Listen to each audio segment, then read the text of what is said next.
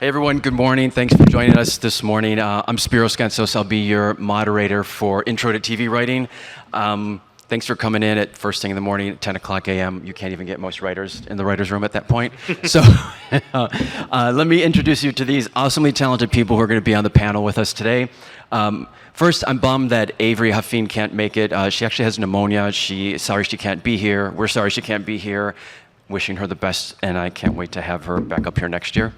I'll start at the end with Ted Sullivan. Most recently served as co-executive producer of Riverdale for the CW and Netflix. Previously, he wrote on Star Trek Discovery, Supergirl, Revenge, and Law and Order: Criminal Intent.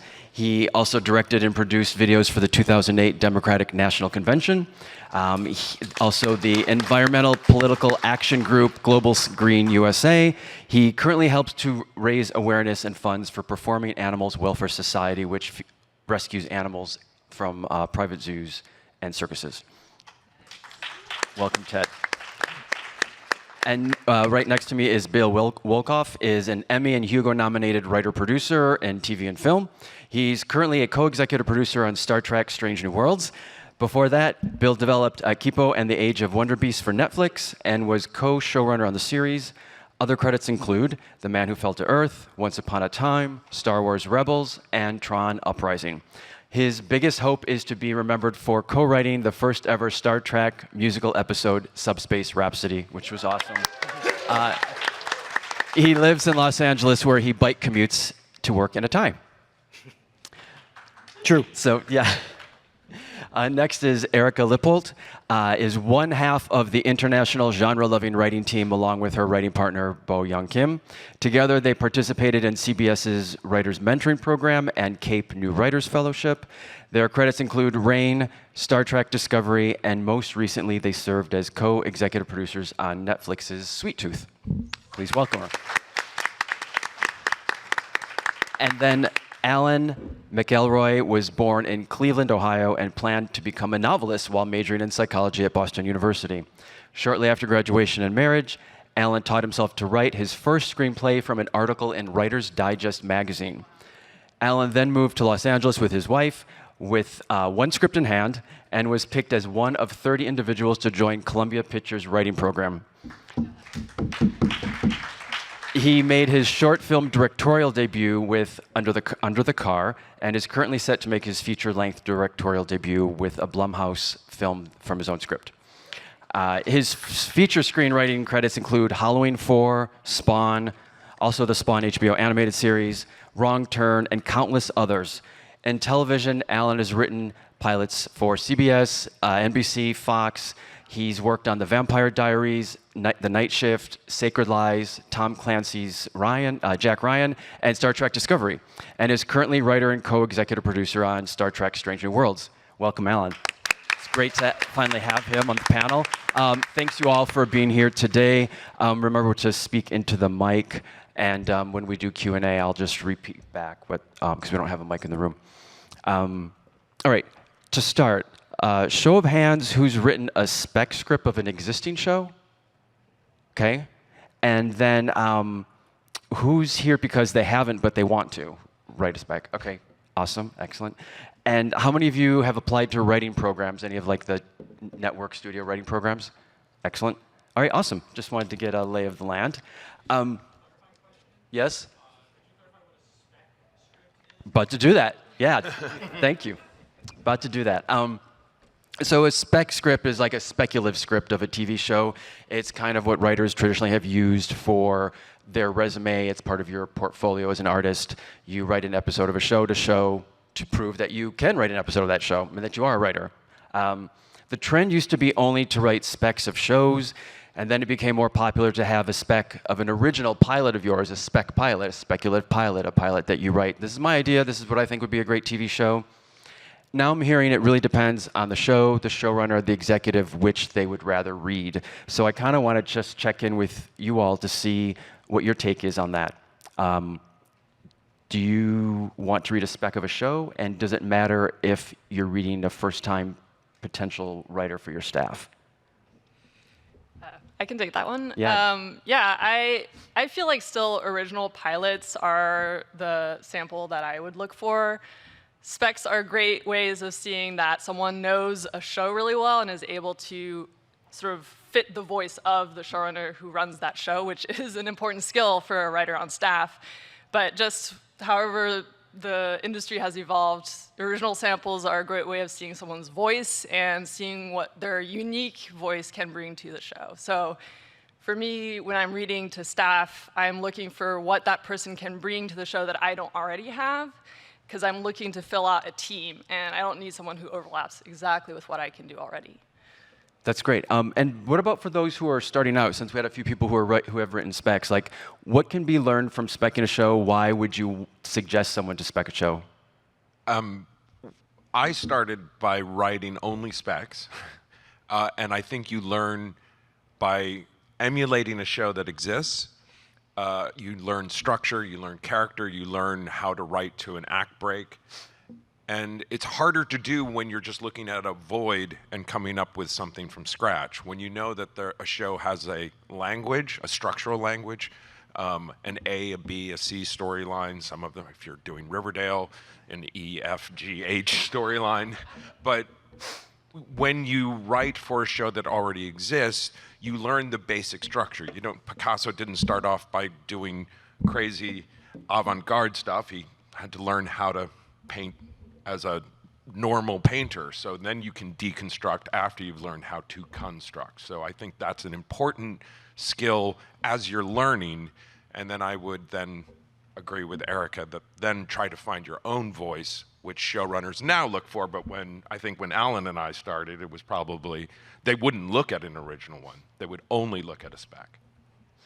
I would agree with what Ted just said. It is never a waste to do a spec of an existing show. You learn so much. You force yourself to go to school and understand how that show is structured. And that said, I also completely agree with Erika that when you're staffing, I prefer an original pilot for the same reasons. It's just good to write both. And it's just another reality that we exist in is most of the programs that, and I think this is still the case, please correct me if I'm wrong, but most of the writing fellowships and programs will only take spec scripts. They do not take pilots. So it's, practically, good for that. But all practicality said, you just become a better writer. Yeah, I'm really glad that you said that. That was my favorite response, I have to say, because I do think, because you combine both, and like you do need to know how to write in the voice of another person. Because, guys, talk about how when you get on staff, like that's your job, right? Is to write in the voice of your boss, right? Ideally, your boss will help with that and help. I mean, I myself, I've been a showrunner once, and when I took it upon myself to teach my staff how to write in the voice that I was trying to create for the show. So not every boss is like that, but ideally your boss will help you with that and give you notes. So that's a big, plus if you have a boss that will do that. But yes, it's fully the job to emulate the voice of the show once you're on the show. But it's even more complicated than that because, to parrot what Erika just said, your cast, a showrunner is kind of casting their writer's room, and everybody brings something different to the table, so you want to know what it was that your showrunner saw in you when you get that first elusive staff job, and use your superpower. So then that's where your voice really comes in. Yeah, I would agree with that. That you need to show that you have that superpower, that, maybe you're someone who creates character very well, and that's what you do a fantastic job at.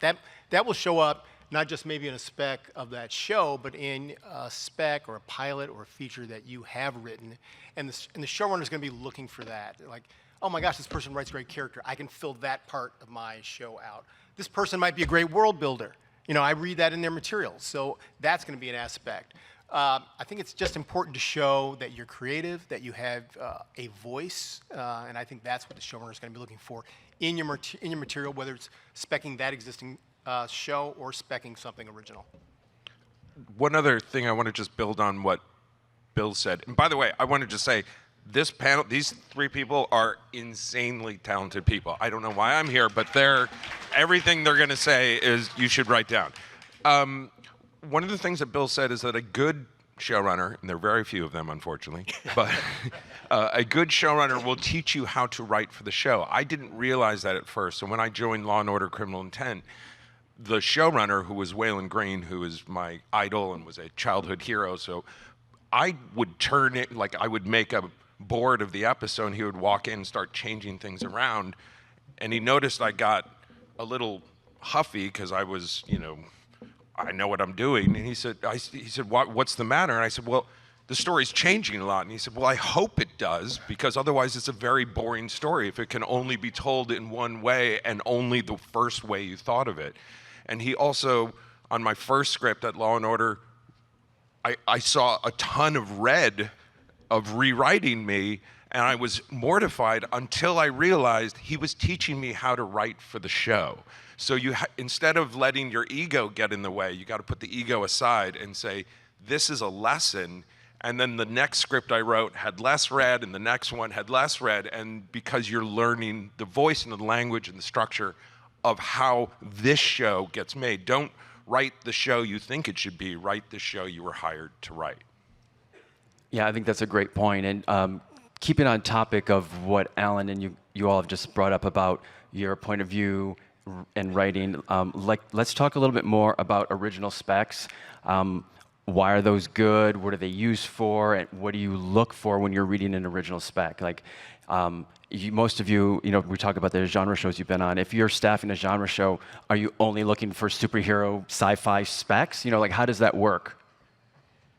Yeah, there's a couple things that go into a really good original sample. These days, the field is extremely competitive, so this seems obvious, but it needs to be amazing. Like, it can't be something that I've seen before where all the lines are sort of derivative or tropes. Like, you want to find a hook that can sort of elevate it beyond that. And to that point, the concept ideally should be something very pitchy, like that you can say in 1 or 2 sentences, here's what my sample is, and that's going to make me want to read it. But once you get into the script itself, I think, like we've been saying, showing what your superpower is, it doesn't need to be in the same genre. It needs to just show what you can do and what you're going to bring to the table.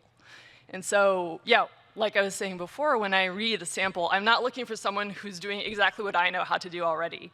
I want to find, what is this person going to do better than me? Are they really good character writers? Are they really good at doing good twists? Are they really good at world building? And I'm going to look at building out a team that can fill all of those different slots. And then, yeah, of course, I think if you can find something that is personal to you or that you're passionate about, that always shines through, and that's something I'm looking for too. Yeah, I want to echo that idea. Passion is so important in a script. A lot of people sit and they think, well, they try to sort of calculate what they should write. It's like, don't do that. Write what you care about. Write what is passionate, because that's going to be reflected in the material. It's going to come off the page. And that's what a showrunner is going to recognize. You can read scripts that you can tell, oh, this is constructed. This doesn't have a truth to it. But if you're imbuing it with some part of yourself, something that matters to you, and that you were driven to write it. I had to write this. It has to come out of me. Guess what? That's going to come off the page. That's going to get you the job. That's going to get you in the room. That's what we're looking for, is that kind of passion. Stay on that point, because I think Alan brings up a really good point, and Ted, you can speak to this as well, is what does write what you know mean, and how important is it? You're talking about the passion for the project. Yeah. If you had another comment, that's fine too.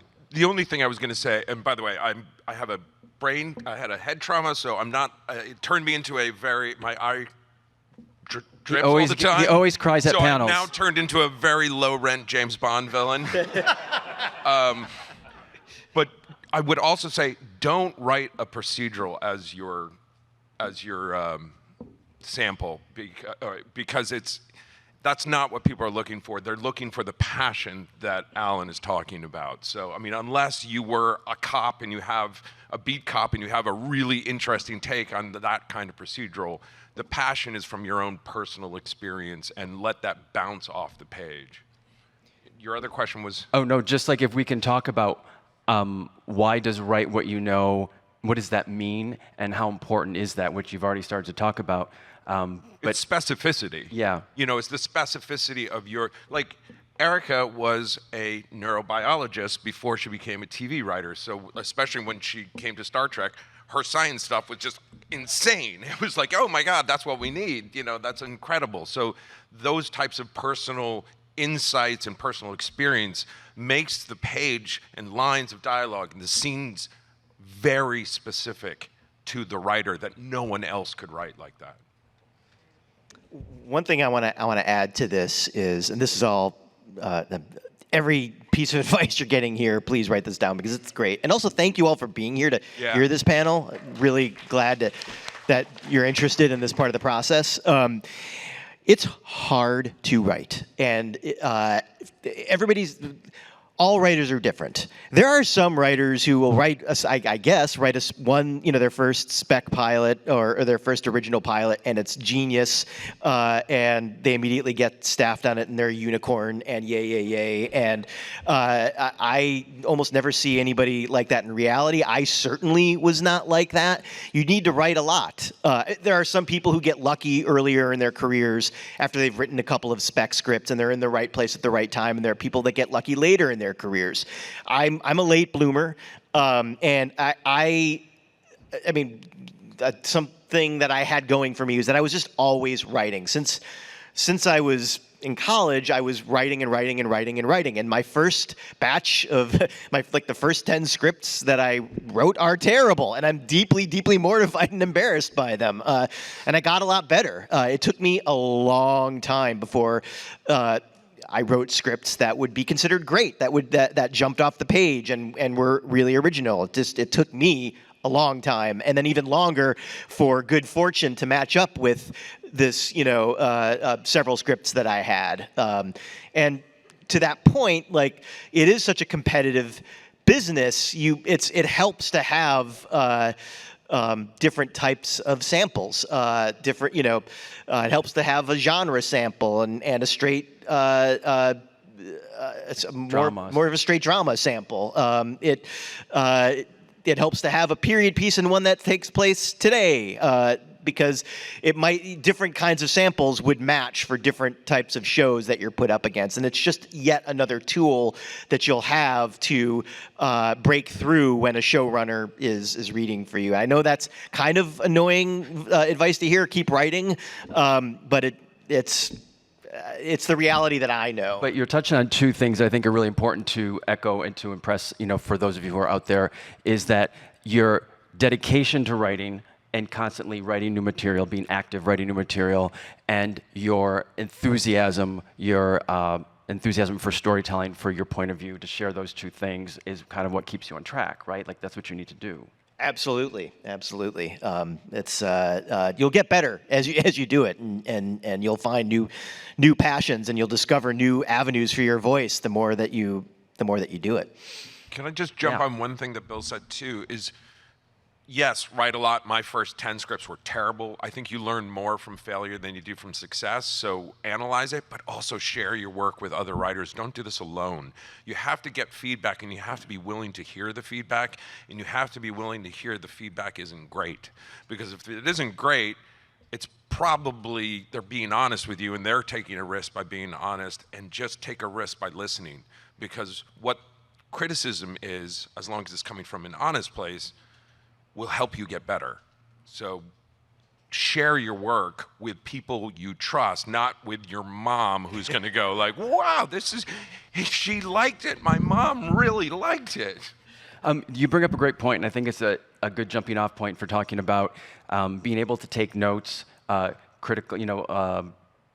notes that are beneficial to you, and being open to listening to making those changes. And that goes into the next topic I want to talk about as well, about common mistakes people make when they get started, beginner mistakes. I think being open to notes and being open to being collaborative is a big one. So if you have other thoughts on that, great. And if not, what are some other things that you think beginners, or mistakes you made that you wish you had known then, type of thing? Well, I'll just add to what Ted was saying. Find your group of people that you can share your material with. Writers group, if you go to film school, that gives you an automatic group of friends that you can share your work with and have sort of workshops to build your work and get better and learn from each other. My writing partner, Bowie, went to UCLA, and I kind of was able to, I went to USC, but I was able to benefit from that because she had this group of friends and we could share our work with them and improve from that. In terms of sort of mistakes that you see early on or that I experienced early on, luckily it wasn't a fatal thing, but we definitely overwrote early on in our scripts. You want to sort of put everything in there, and we both, liked prose, so we were writing these paragraphs of description and action and all of that. And screenwriting is all about efficiency, and you can learn that. It's not like you have to have that all figured out at the beginning. We learned it as we went through different writers' rooms, but that was definitely something that when I look back at my earlier scripts, I'm like, oh my God, this is way too long, and you don't need to spend that much time on all these details. Get to the point as quickly as you can. That is such. Oh, go ahead. I was just going to add to that because an early mistake I made was that I started off wanting to be a novelist, and I would hear that my novel writing was too cinematic and my screenwriting was too novelistic. So I had to learn that. So one of the things I would say is study other scripts. Online now you can get a script for anything, any movie, any TV series. Get those scripts, the ones that you love, the ones that you say, oh my gosh, how did they do that? Find that script, read it and study it and see how they did it. I actually, a lot of people go to film school or they, go into writers programs. I taught myself to write screenplays from Bill Lancaster's draft of The Thing. And I thought, how did he do what he did? How did he create characters? And I studied it, and I taught myself to write screenplays from just reading and studying his script. So find what you love, find that script that you're passionate about. If you love the movie Seven, find that script. If you love a certain TV series, find that script, that pilot, and say, how did they create these characters that I love so much? That's what I would do to help you sort of skip over some of these early mistakes you might make by yourself. It's a great idea.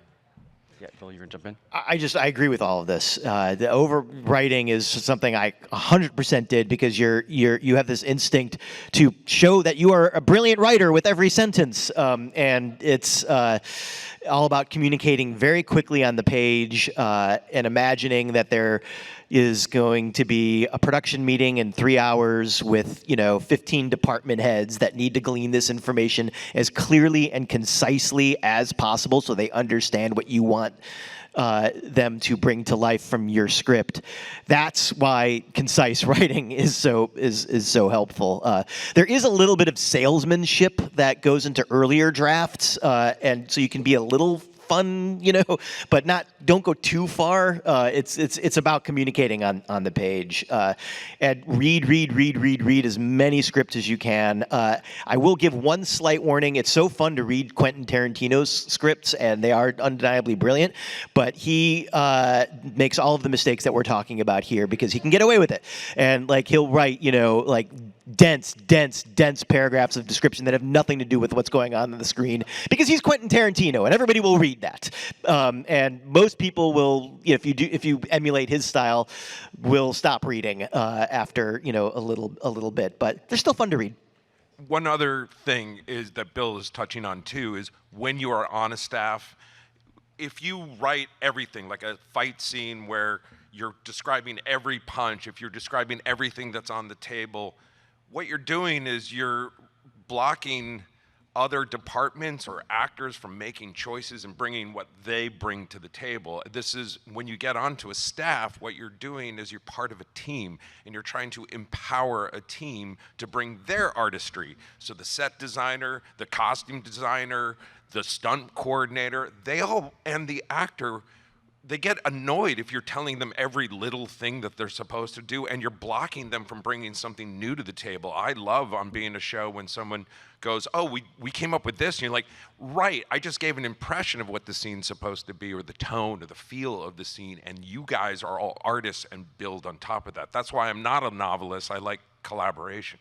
I have one quick story to add to what you're saying, Ted. What didn't happen to me, it happened to one of my early mentors, a writer, Ed Decter, who worked on a show called Boy Meets World, the original Boy Meets World, and he told me about how William Daniels, the great William Daniels, liked nothing, no stage direction, no parentheticals in his dialogue. It's okay to do it sometimes to help, like you find like what the performance is on the page, but like in this case, they had underlined a word, and at the table read in front of the network, in front of the cast and the writers and everybody, he read the line and he shouted the underlined word on top of his lungs, and then turned to the writing staff and said, "Was that underlined enough for you, Philistines?" I wished I was there to see that. I only heard it one way to get your point across. What you're talking a lot about is just being Spartan in your writing, being very economical, because as Ted was saying, it is a collaborative effort. You don't want to do the set dresser's job. You don't want to do the stunt coordinator's job. You want to set like the feel for it, right? We're going to open up to questions in a second, because I want to make sure everyone gets answers before we have to wrap up. But let's talk for a second about writing programs. And Eric, if you want to start the conversation, because I know you were in one, I was in one, and just to kind of talk about like what they are and how they help, what they do for you. Yeah, so writing programs or fellowships are a fantastic way to get your foot in the door. The different studios and networks all have one pretty much, I think. The Writers Guild has a page that lists all the fellowships for both TV and features as well that you can apply to, and I highly encourage you to apply if you're eligible. Bowie and I went through the CBS Writers Mentoring Program, which is now the Paramount Writers Mentoring Program. And then the Cape New Writers Fellowship, which is for Asian and Asian American writers. And basically, they each have a specialty. The CBS Writers Program was actually really focused on getting you ready to take meetings. We're writers, we tend to be introverts, I certainly am. You aren't used to necessarily voicing your personal story and your strengths in a sort of one-on-one meeting. But actually, as a writer, a lot of your job is taking meetings and being able to communicate who you are and what you're going to bring to the table in those meetings. So we went through that program, and yeah, like I think, Bill, you're saying, you need a spec to apply to those. We had, at the time, an Aero spec, and then they also help you write an original sample, which is great. And you're in a small group. That's also a great community to have. I still am friends with all of those people, and we sort of watched each other grow over the years. And those programs, if they're good, they'll also put you up for meetings for shows. That's how we got our first job on Rain, which was a CBS Studios show. So obviously, that's a great way to get your foot in the door. Yeah, those programs are really great. There's some festivals that you can also submit to, but I would just be really wary of, like, I don't know, like the Dayton, Mississippi Film Festival, and you have to apply to $40, and you've never heard of it before. There's some key ones to look at, like Austin and Sundance, but the studio ones are really good. So those are good things to check out. We can open up to Q&A in a second. I do have a boilerplate to share. I know we might have lots of questions. Let's remember to get right into our question. Please don't reference your project's details if you have a question about something that you're writing. Also remember that this is a spoiler-free zone. No one up here can talk about the show that they're working on or what's going to happen next in Star Trek or what have you. I just want you all to be aware of that. And finally, for legal reasons, please don't pitch them or ask them to read your script. They're unable to do that. But I wanted to remind the panelists and those at the microphone, don't forget to speak into the mic. If anyone has any questions, raise your hand. We can take them. There's one here and then one there. Yeah, and we'll go from there. Yep. Hi, thanks so much for being here. Megan, emergency TV writer. I'd love to hear some advice on a staffing interview. Okay, so an emerging writer has a question about staffing interview. Erika started to touch on it. It's so important. It's just as important as the script. You want to tell the story of Megan, of yourself, and sometimes it can be a little challenging to do that because the showrunner is so distracted they might get into a long-winded thing and you're fighting your way in. When you have that opening in that elusive staffing meeting to tell the story of yourself, make sure that you tell it, and be gracious. This almost feels kind of obvious. Like, I would talk about what you loved about the pilot script that you're if it's a new show that's season 1. Talk about what you love so much about it. You don't have to pitch episodes on the show. In fact, I think you shouldn't do that because you just don't know what the staff is doing and you don't know what or what the showrunner is thinking. I think it's more important to just talk intelligently about what you love about the show and where you could potentially see from a big picture, looking down at the world of the show from 30,000 feet, where generally where you could see it. And I mean, there are some writers that I guess will go in and talk about all the things they hate about the pilot. I personally wouldn't do that. Wouldn't be the choice that I would make. But everybody's different. I choose to do that and know who you're in the room with too, and know what they've worked on and just what their sensibility is. And if you can talk a little bit intelligently about that too, that also helps you. But I think the most important thing is telling the story of yourself, your journey for how you became a writer. Yeah, I would say just be genuine. That's what's important. Be yourself, be genuine, because what a showrunner is looking for is, if you made it into the meeting, we know you can write. But are you someone that I want to spend 36 weeks with in a room working on a TV series? At 3 o'clock in the morning. That's what I'm looking for, is who are you as a person? Are you, obviously, are you passionate? Are you creative? Can you think outside the box? Who you are is what's important in that meeting. One quick caveat to what Bill was saying is, if you are meeting, when I went in for Law & Order, which was my first show, they expected you to have some, because it's a procedural, it was an ongoing procedural, they wanted to know you had a couple ideas for episodes. So if you're going in for an existing procedural long-term show, it's good to have a couple in your back pocket. May not come up, but that's how I got hired. Waylon Green said, well, what would you do? I pitched him a story, went, oh, we've never done that. We've been on for 20 years. Great, let's do that. So but otherwise, I would not be pitching stories. I want to add, thank you for bringing that up, and I just want to add one thing. The advice that you're getting here, it's all great. There are no hard, fast rules. Just remember that. There's always an exception to. There are general rules that you can pretty much abide by, but there's always going to be an exception to them. There's always going to be a showrunner who wants to hear something different, and it's just be aware of that. That's all.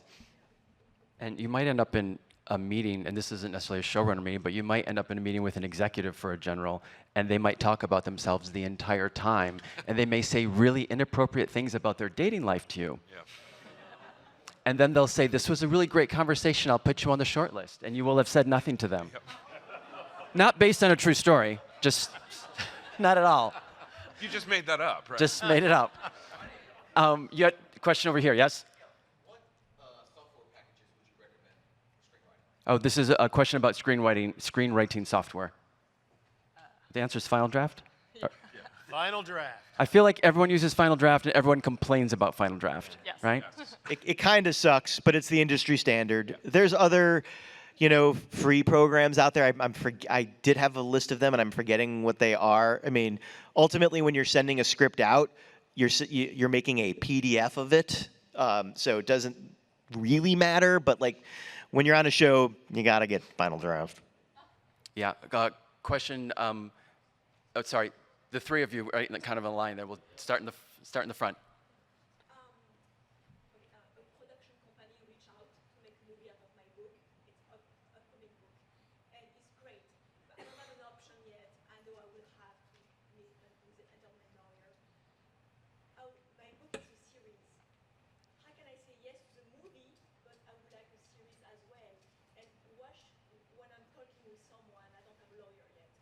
what should I not do at all to not burn myself and you know. So this is a question about a book series that you have that is potentially being optioned, and would it be a film or a TV show, and how to protect yourself? No, it's what mistake I should not do, what should I, because I wrote a script for my book. Do I submit to them as a spec? But I have no interest in writing. I know it's not my skill set. I write novels. I don't write scripts. But should I make it easier for them? Because to get an option, say, hey, I have a spec in case you can start raising money for the movie. So I don't know what I'm supposed to do. What should I not do? Because I can do anything. I'm very driven. But I want to know what I should not do at all, not to look like unprofessional or rude. Okay, so you have the book series. You did write a script. Which do you which do you sell? And I want to, in my connection with them, they connected, they ask me what I'm supposed to, if I want a movie, and they will reach out more, and we are talking to each other. But should I not give them the script, or tell them I have a script for them, or I send them the first chapter, the first scene? You know, I want to know what should I do to get the best chance on my side. do you guys have someone want to talk about experience from adaptation and selling and that component? Don't say yes to anything yet. That's my advice. Don't say yes. And get a lawyer. Get a lawyer. Let the lawyer do the job for you. Don't say yes. Don't give them your material yet. You know, you want to get all those agreements in line so that you're protected. You don't want anybody to take your material and run and go shop it on their own before you have everything locked down. You have all the power right now. That's great. To add to what Alan just said, make sure be rock solid for yourself. Take scripts that you've written for a potential series out of it for a second, in my opinion. The book series, the actual book, make sure that whoever has read this book at the production company has your priorities, shares your priorities for, like, there are going to be, any adaptation, things are going to change. Make sure that who you are going to potentially become a partner with, make sure that partner shares exactly what you love about your book series and wants to make sure that happen. If they don't, if there are any red flags, then you can say, you're welcome. Thank you. That would be my advice. Just make sure that the partner that you get involved with to make it is the right partner for you. Yeah, great question. Yes. Thank you all for being here. As was mentioned, it's a very competitive landscape. I think, Erika, you have great advice that you write something really amazing. When you guys were breaking through, what do you think the unique element or the special sauce you brought that really helped propel your career? So what do you think when you were breaking through was the special element about you and your work that really helped push you through? Yeah, I can talk a little bit about my story because it's very specific, but hopefully can give you an idea. So like I've been mentioning, I work with a writing partner. We're both somewhat international. I'm American, but I grew up in France, and she's Korean, but grew up in 5 different countries throughout her life. And so when we were crafting kind of what we call your personal log line that you tell in your meetings, it's like, between the two of us, we've lived in 7 different countries and speak 5 languages. So that was international experience is something very unique about us. And then the other unique thing, I went to USC for neurobiology. Obviously, this is not advice for anyone, but I did my PhD while I was trying to break in. And so that was something that we had in our sample script. It was a sci-fi original pilot where one of the main characters was a neuroscientist, and that sort of gave me an excuse to put some technobabble in there that made it feel really realistic, Ironically, the first show we got staffed on was a CW show about Mary Queen of Scots, period show that was basically a teen soap. And when we heard that we got this meeting, we were like, what did they read? Like, are you sure they want us?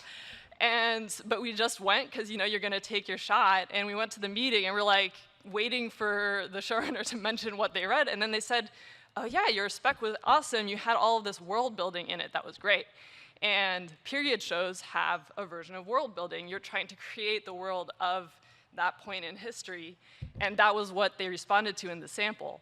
So you can plan to try to have the exact right sample for the show that's going to really match the genre, the voice, all of that, and it might not matter. Like someone might find something that they like in your script that they think will be applicable on that show. So yeah, that's also just an example of how you can't control. There's so many variables, you can't control it all. Put something that you're good at in your sample that reflects your experiences, and someone will find that meaningful for their show. And can I just say the opposite end of that, because she and Bowie are insanely accomplished young people. I was a complete trash heap train wreck. I did everything, like I crashed and burned, I was unemployed, I drove a truck, I worked on a lobster boat, I put up drywall, I lived in an abandoned warehouse, and I was like, I'm a failure. I didn't get into this until I was 38.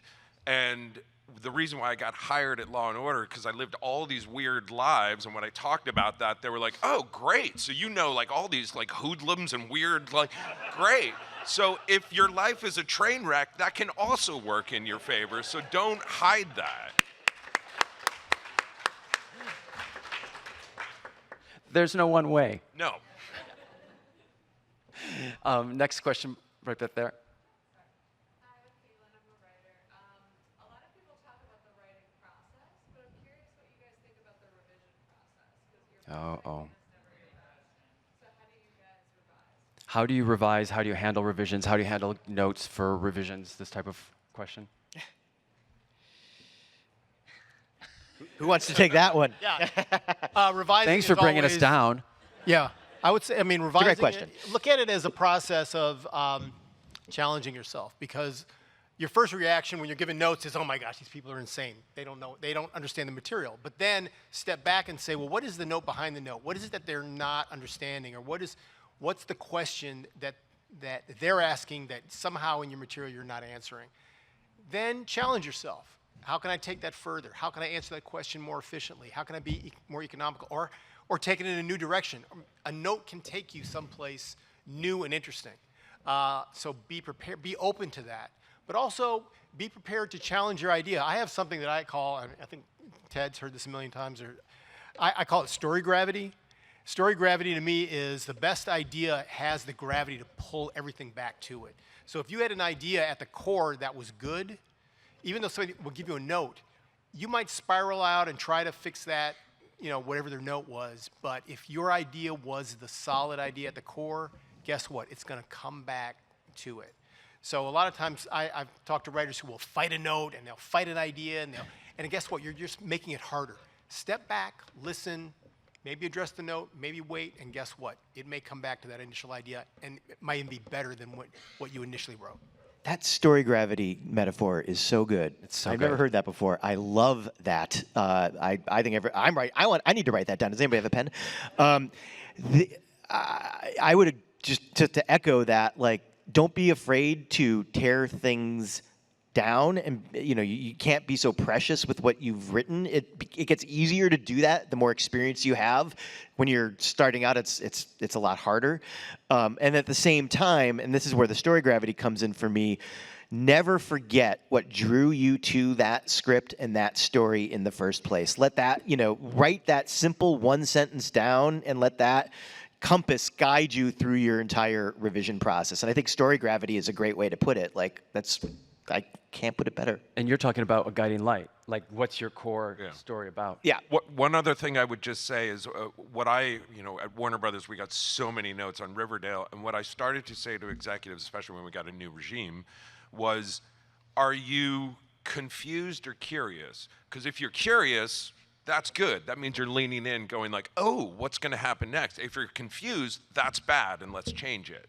So if your reader is curious, you're doing your job, but be willing to hear them if they tell you I'm confused, because they're your first audience, and if they're confused, probably your viewers are going to be confused too. Yeah, those are all great ideas. We have maybe 2 more questions. I know there was one over here. Someone had their hand up. Yes, and then you over there, okay? And that'll probably be it. Go ahead. I work in the industry as a costumer, and I'd like to make the shift over to writing. Do you have any suggestions? Or, like, I worked on Titans, like, for WB and Oh, cool. all this stuff, but Okay, so this is a question about going from one career to the next. You work in the industry and in costuming, you said, right? And how to make that shift into a writer. The 6 years when I was trying to get in to be a writer, I was an editor. So I was an editor like for those whole 6 years, and I would do the graveyard shift so that I could then go to meetings during the day. If you're on a show, doing a good job and making it known that at some point you'd like to make the jump, the more people who know that that's what you want to do, especially on a show that you're working on, especially on a show that people know you like. On Riverdale, we had our post supervisor direct. We moved an editor to direct. They let us know that that's what they wanted to do. And when you have a great showrunner like we did with Roberto Aguirre-Sacasa, who was open to it, and then I would train them on set, they had a great time and they got a new career. We did that at Revenge too, with our second AD and first AD. So you let people know. That's great, yeah. Yes, over there. I forget where you were. There you are. Hi. I have a question about craft specifically with respect to long-form storytelling. I think as it goes, as you write, your characters start to find their voices. Those voices might conflict with where you envision that character to go as the plot arc that you devise. Is this, sorry, speak a little bit louder. This is about the craft of crafting characters?